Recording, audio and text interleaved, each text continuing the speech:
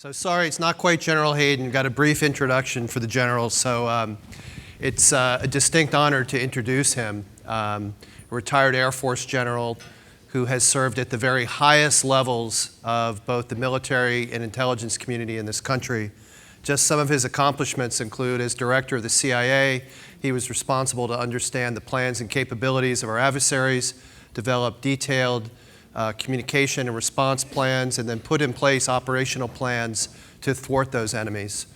Before that, he was named our country's first principal deputy director, of national intelligence. And when he took that role, he was awarded his 4th star, making him the highest-ranking military intelligence officer in the United States. And before that, 6 years as the director of the NSA. In his current role as a principal in the Chertoff group, I consider myself a pretty lucky guy in getting to work alongside him and see him talk about geopolitical threat and then map that down into specific actions to help our clients become more resilient against threat, and then also seize the opportunity to find a path to grow more easily. In the session today, he's going to talk about, in my words, what I would talk about as the 3 T's of the cyber economy: technology, threat, and trust. These are 3 big interrelated ideas that have a significant impact on business strategy, on policy, and on public opinion. So I think it's going to be a fascinating talk. And on a personal note, what you may not know about General Hayden is that he's a big believer in 3 F's, and that's faith, family, and football, namely the Pittsburgh Steelers. But I'm told not necessarily in that order on every day. Now, I'm usually on the same side of the issue with General Hayden on nearly everything, but this week, our only winning football team in the Bay Area, the Raiders, is going to Pittsburgh. So at least for the next few days, General, we're going to be on opposite sides of the field. So please welcome General Hayden to the stage.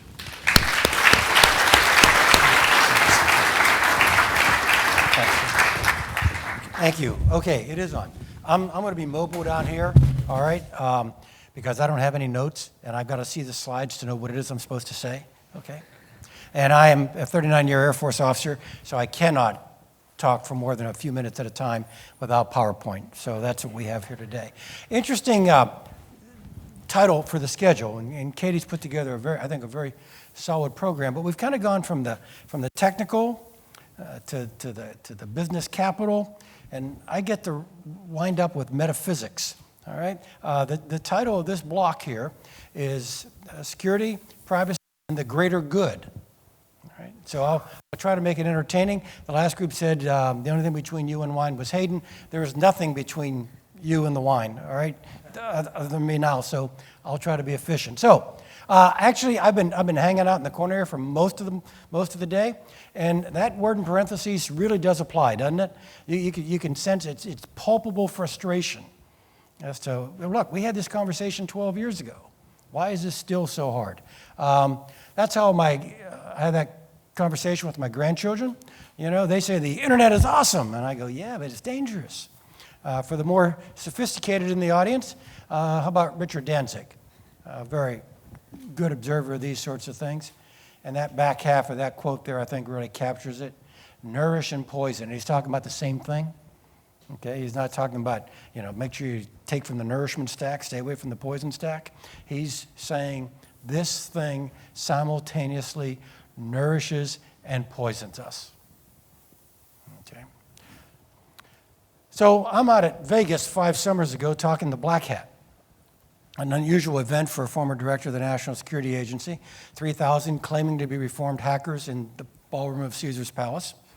And I say something along the lines of, hey, I'm just a liberal arts major here. You guys are technologists, but I think this cyber thing's catching on, okay? And I got that kind of polite laughter from them, too. And I said, okay, yeah, I'm being a little flip here, but even you people don't understand how big a deal this is. And so I played my own Ed McMahon at that moment to my own Johnny Carson and said, how big a deal is it, Johnny?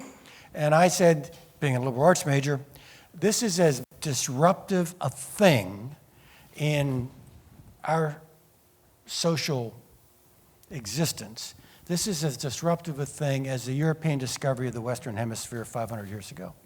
If you think back to your U.S. history classes, your Western Civ courses, I mean, that changed everything. It changed our vision of the planet, changed our vision of humanity, changed patterns of commerce, changed civilization, changed cultural growth. There is a wonderful display in the Maritime Museum out in San Diego. It talks about the Great Age of Sail and said 500 years ago, the Great Age of Sail connected civilizations that had been developing at their own pace and actually making some significant discoveries, but connected them in ways they had never been connected before, and we saw at that point one of the greatest explosions in human growth, scientific discovery, commercial development, learning, and so on. Okay? It also brought us the global slave trade, global piracy, and an exchange of diseases that had previously been confined to only one part or another part of the planet. You know, the poor North Americans here get the pox. On the other hand, the Europeans get to take syphilis home. Okay? And that's connectivity at 12 knots an hour with a favoring wind. And we're doing it at 186,000 miles a second. Back to my point to Black Cat. Even you guys don't understand how big a deal this is. Most of this audience knows this, so I'm going to be pretty efficient with some of these early slides because you're familiar with it, but a lot of our countrymen aren't. So I spent a fair amount of time on Bill Lynn's article, 3.5, 4 years ago in Foreign Affairs, where he said it's such a big deal, it's a new domain, you know, land, sea, air, space, cyber, and I get it, it's man-made, it's you know, I did that to Black Hat. I'm leaving. I can see all of you, by the way, all right? I can't see any of them, bright lights, dark ballroom, and I kind of lean into the darkness and go, land, sea, air, space, cyber. I know who made these. Pretty good job. I think I know who made this one, too. And you screwed it up. Okay. Yeah, that's pretty much the way they reacted to it. Land, sea, air, space, cyber. And I know it's different. This one's man-made. And then I usually ask big audiences, and you know who made it, right? And I get that answer you're thinking of, okay? But I say, no, it wasn't the former vice president.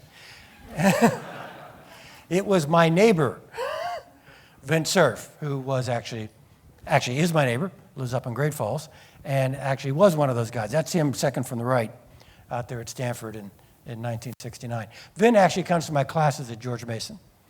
Okay, and I'm doing kind of cybersecurity block. It's really kind of neat, you know. It's like I was teaching history or something, and I go, ladies and gentlemen, a real special treat tonight. Christopher Columbus is here to talk about the Nina, the Pinta, and the Santa Maria. Vince, great in class, okay. He talked about where this came from, ARPANET, and you know this, so I'll be very efficient. You know, the statement of work. Hey, Vin, I need something that allows me quickly and easily to move large volumes of data between and among a limited number of nodes, all of whom I know and all of whom I trust. Got it? Quick, easy, big, limited, trusted, known. And Vin actually then confides to the class. And besides that, the defensive technology wasn't available. We were kind of in a hurry.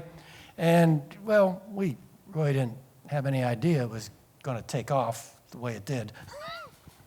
And you all know this, but those organizing principles, that technological architecture, you know, ease of use, large volumes, quickly and easily, implicit trust, remains the architectural design of this, which kind of explains, and by the way, and you and I have now decided to take things that we used to keep in our wallet or keep in a safe or at least keep in a desk drawer and now put it up there in our iPhones or some other magical device. Yeah. And we all have on-ramps into that fifth domain up there where we decided to live a significant portion of our lives in a domain that frankly was mal-designed for the purposes to which we are now putting it.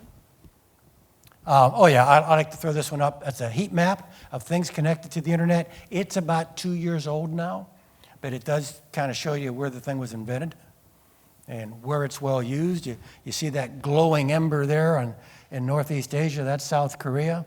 Hard to make out, but there's one up there in the Baltic too, that's Estonia, one of the most heavily wired countries on the planet.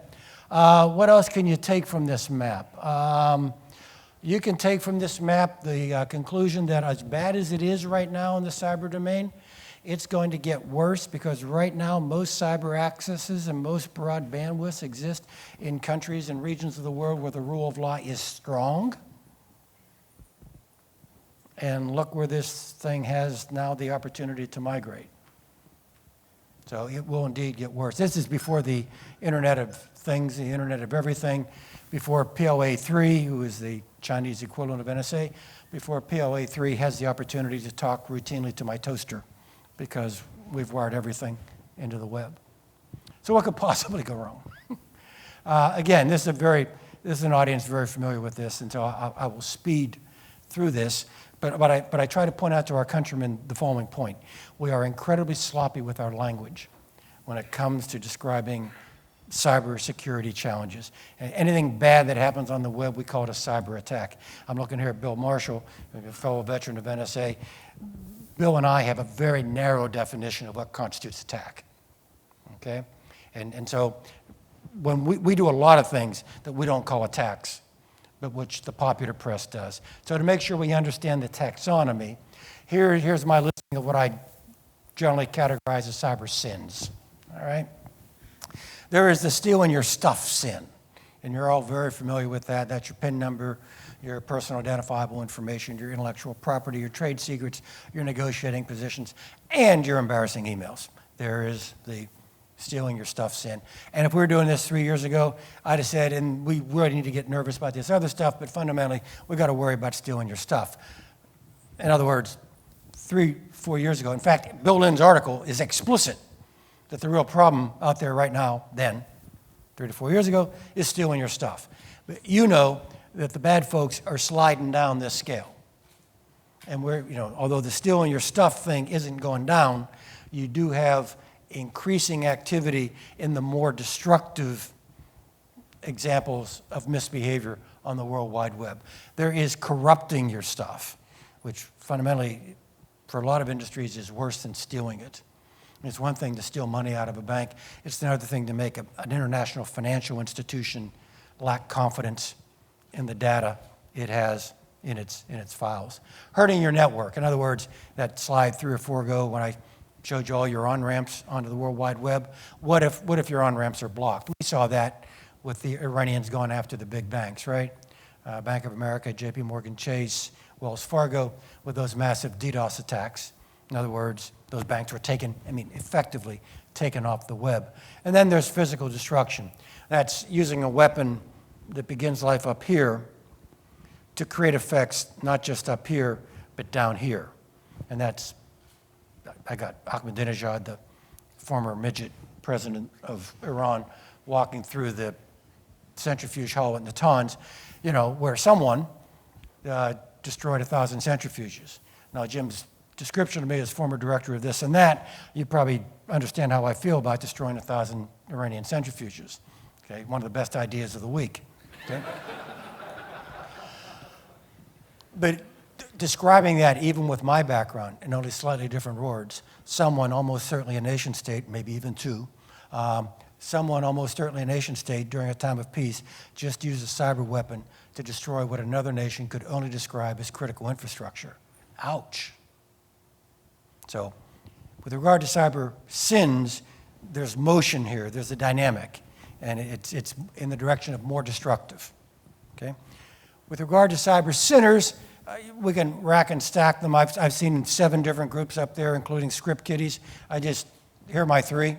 Nation states, criminal gangs, and that last group, I don't know, hacktivists, activists, LulzSec, anonymous, socially retarded 20-somethings living in their mother's basements. I don't know, okay? By the way, I'd want to scratch that from the tape. Every time that goes public, I can't log on, okay? There's migration within each of the 3. First of all, let's put our cards face up. Your nation is really good at this too. We steal lots and lots of stuff. In fact, I'd like to think that BCS has us number 1 consistently, all right? But we only steal stuff to keep you free and keep you safe.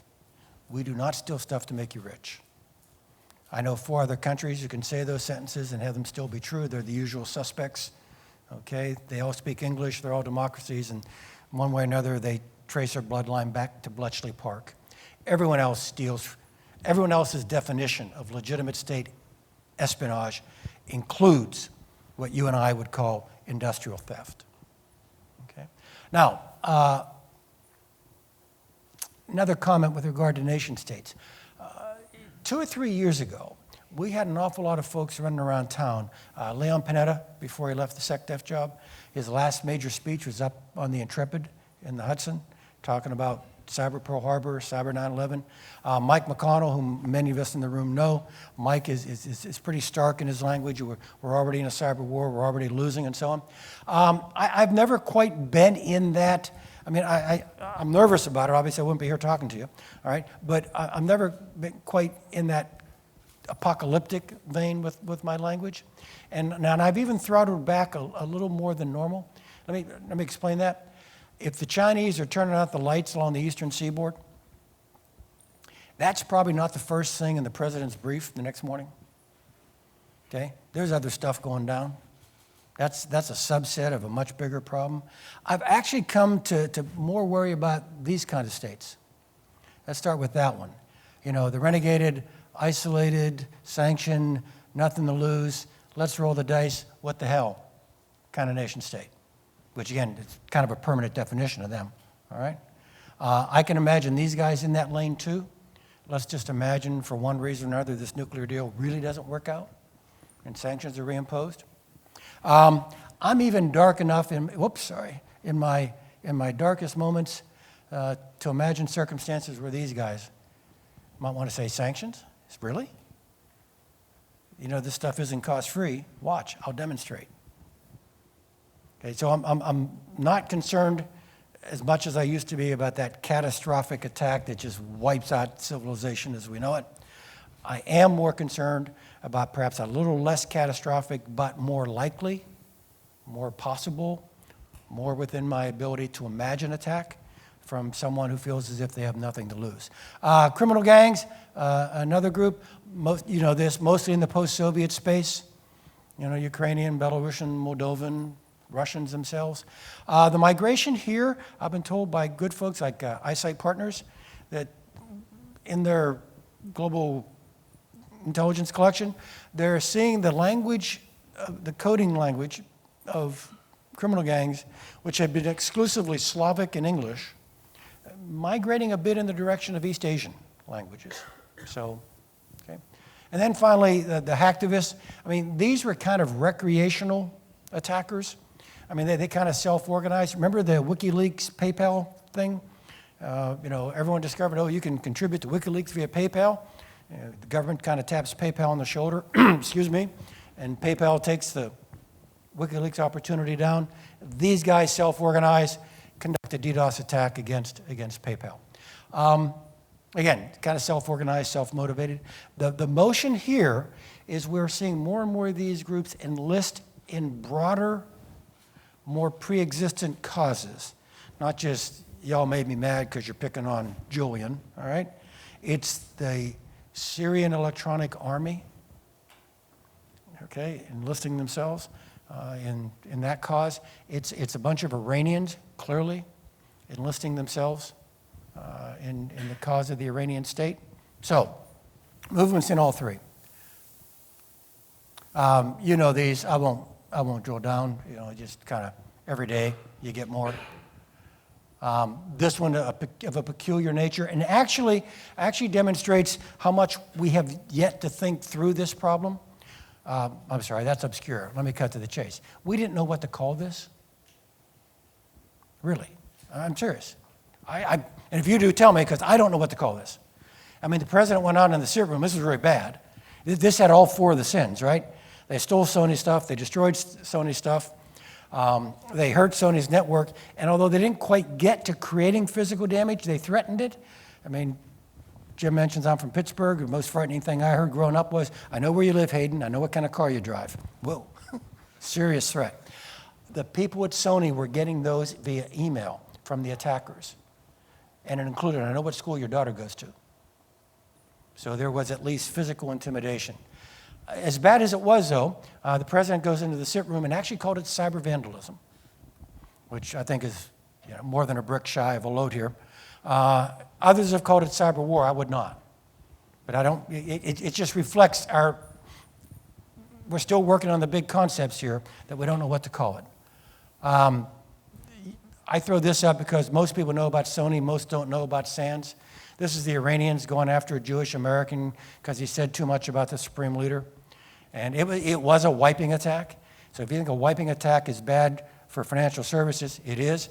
I think the industry tucked right up under financial services that would fear a wiping attack would be a gaming industry. And that's what we had there.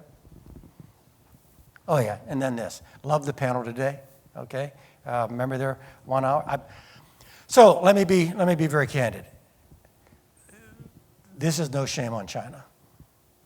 I'm on public record saying this is shame on us. If I were still the director of the National Security Agency and could steal the comparable Chinese database, I'd have been on it in a heartbeat. And the punchline is, and I would not have had to come downtown to ask anybody's permission.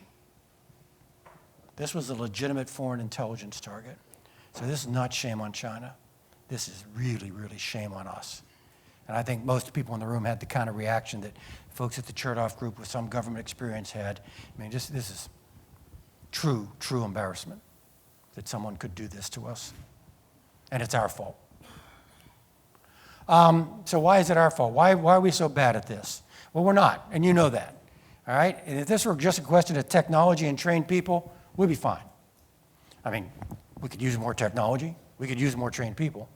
But that's not what's holding us back. What's holding us back is what I tried to allude to a couple minutes ago. What's holding us back is we haven't figured out the big ideas.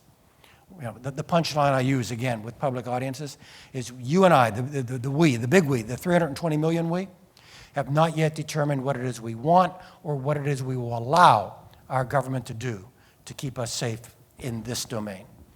As a former director of CIA, let me assure you, you all get kind of prickly from time to time down here, too, with what it is you want the government to do or what you allow the government to do.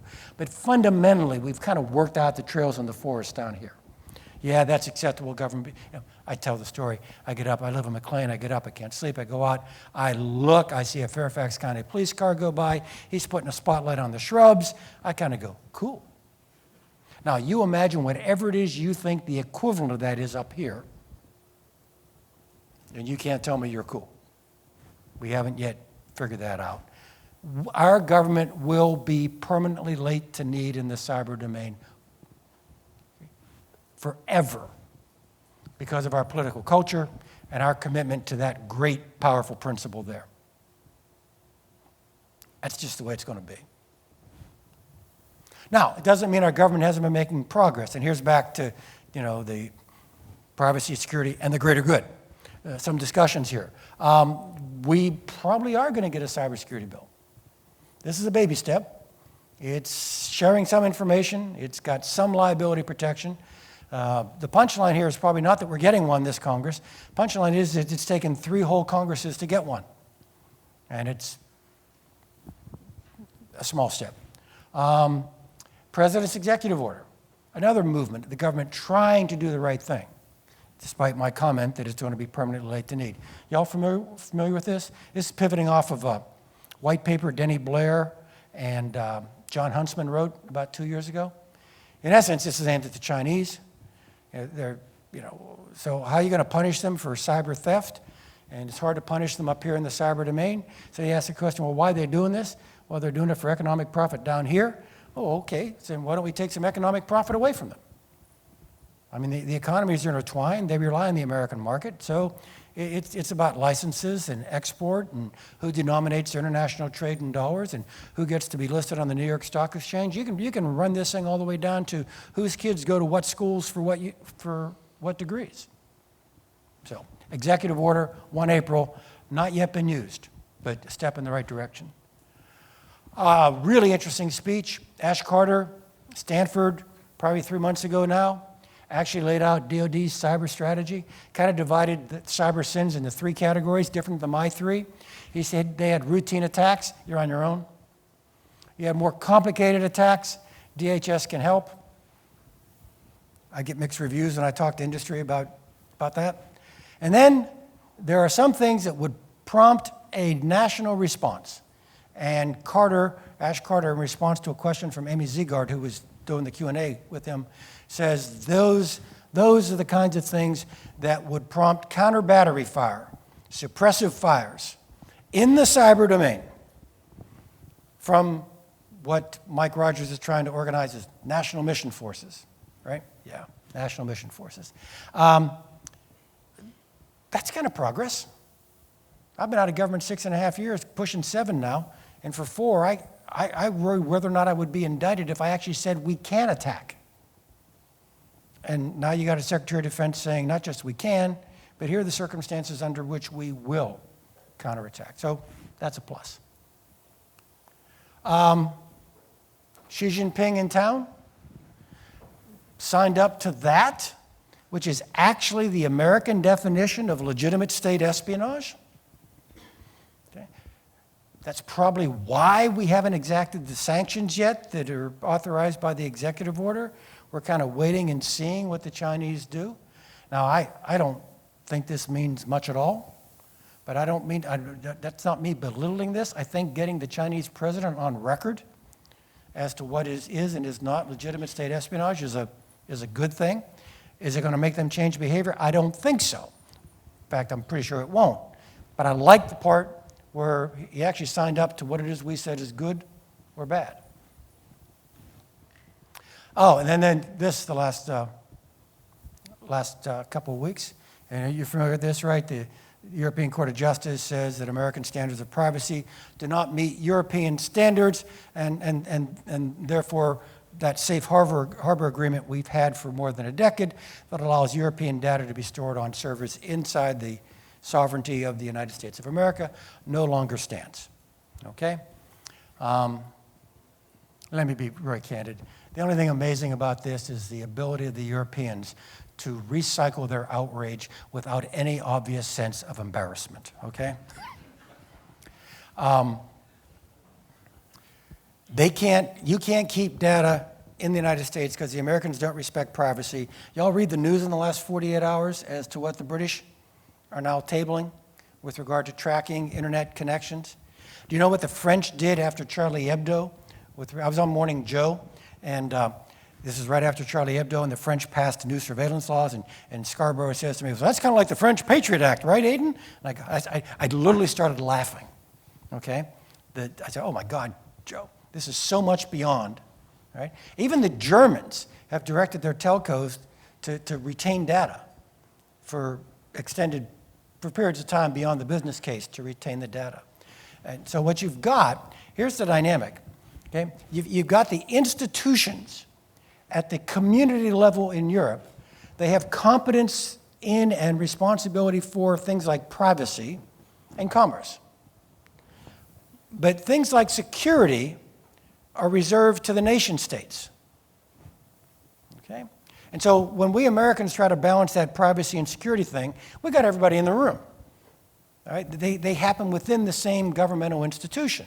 And so we have our knife fight, and that's why we're slow moving before we finally get a CISA Act, the Information Sharing Act.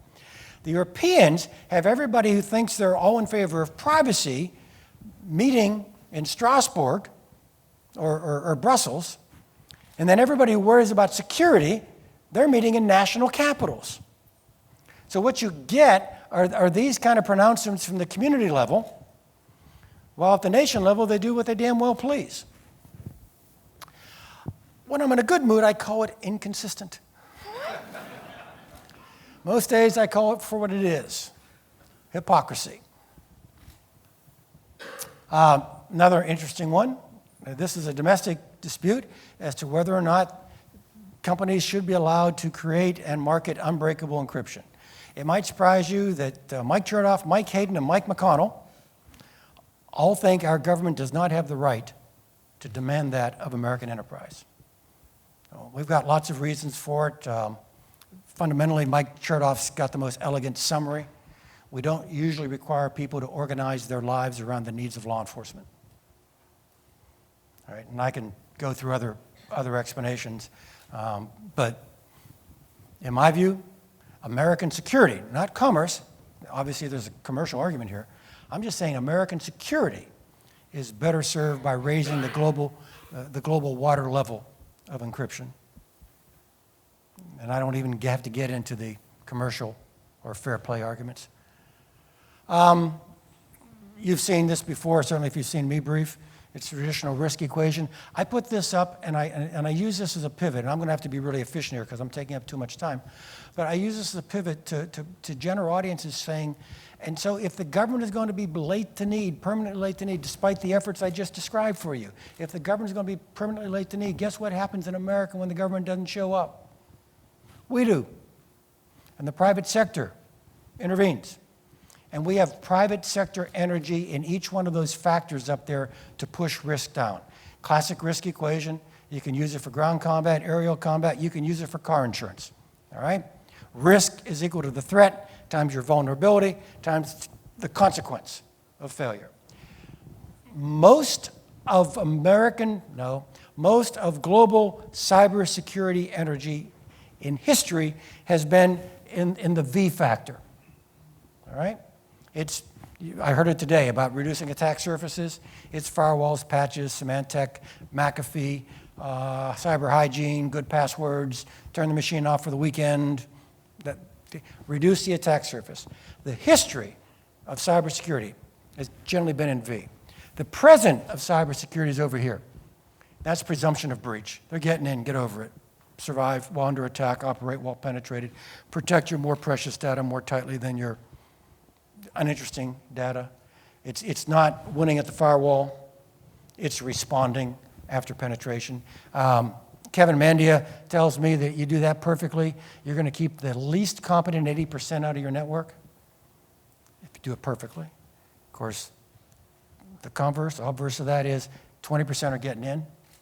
So deal with that, be able to respond. This is defense. This is recovery and resilience. And then in physical space, you do handle the threat by counter battery fire. You make the threat less capable. I've already had Ash Carter suggest we might want to do that in the cyber domain. So far in the private sector, under the T factor, it's been cyber threat intelligence. And I must tell you, the first briefing I got out of government from a cyber threat intelligence organization was really awesome, almost overwhelming. And my first question was, who in this room is a lawyer? Okay? Because it was very aggressive collection. So the private sector is very active in all three threat factors. But again, history in V, presidency, future probably in T. I cannot resist the grand discussion we had with the OPM breach and talking about Einstein. And Einstein just about ready to come on board now, 49%. Yeah, you remember that discussion? You know what factor Einstein's in, right? That shows you how difficult this has been for our government to keep pace with this. Cyber insurance might be a way in which we get better at this. It's an alternative to government regulation. Law and I use it as I love all my kids, but I like the 20% discount from USAA for driver's ed. And I still couldn't tell you what the shingles are on my roof, except USAA asked me. And so people in search of lower cyber insurance rates might be incentivized actually in a positive way, rather than the threat of punishment, to have greater cyber security. So now to end up on the common good. I love quoting Walter Russell Mead. Everything he says is smart. Take a look at this one. I've already said this thing was built in America. Okay, if we're here 350, 375 years from now, and I'm your guest speaker, okay, or someone like me is a guest speaker, and someone like you now in these chairs, and someone like me says, the United States of America, someone in the back row is going to go, America, America, America, America, America. Oh, America, yeah, the internet guys. We are going to be remembered for this, the way the Romans are remembered for their roads and their aqueducts. Okay? This is the global web we have created reflects American values. Number one, is built in the private sector. Number two, it's technologically elegant. Number 3, its characteristics. Global, unitary, ubiquitous, and free. Okay. What's at risk is not just my PIN number and your PII, which is a risk. What's at risk is the internet you and I have grown to love. That is a map from Freedom House. It's 2 years old. I'm going to update the briefing. I apologize. They put a new one out 13 days ago. And they did what they should. The purple are the bad spots. They made Russia purple. Or is that blue? Anyway, you get it. And Freedom House said they've been doing this now for about a dozen years, and every year it's worse in terms of preserving the internet as we have created it and know it to be. Get this language from a Russian-Chinese cyber security agreement.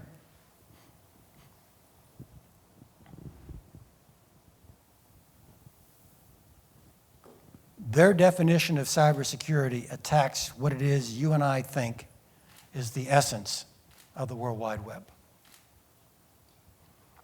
So to round this out with the title Katie gave me, Privacy, Security, and the Greater Good, we have to be really careful that the things we do to make this domain safer for our data do not legitimate and allow for the misuse by others of those whose purpose is not to protect data, but to prevent its free movement, because that's what they view to be most threatening.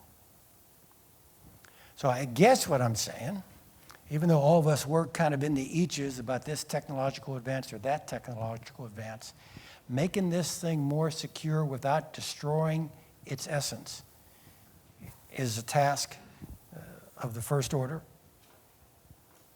And with that, I think we've got one more person to come up and say goodbye to you and tell you where all the booze is. Thank you all for your attention.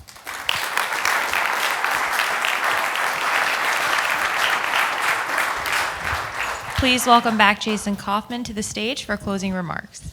So thank you very much. I won't even try to fill those shoes. Very insightful comments. But as I know he said that there was, you guys got to go straight for the booze. I'm a career investment banker. That means I've made my career out of just moving the goal line a little bit, taking a little bit more of your time before I let you go. So a couple of quick things. First, I wanted to tell a quick personal story. You heard Mike Goziski from Carlyle Group talk about his personal experience seeing the big one get away. I want to tell a quick personal story that just kind of brings it all together in terms of some of the things that we talked about today. So 15 years ago, I was a bright-eyed, bushy-tailed, 25-year-old venture capital investor at a small venture fund.